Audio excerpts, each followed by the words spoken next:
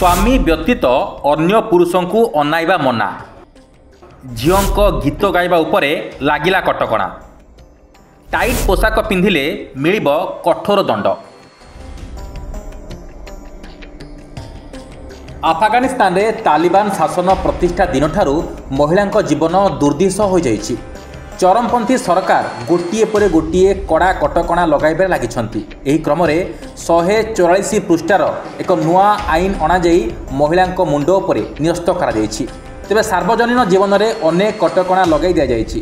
तालिबान रो supreme नेता हिब्तुल्ला अखुनजादा याको अनुमोदन भी देइछंती।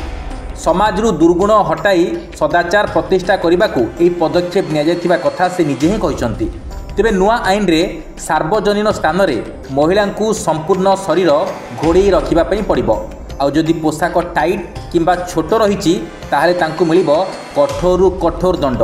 अन्य को उत्तेजित न करने सबु जगार मुह ढांकी रही महिला मानकु तागिद भी करा जाइछि।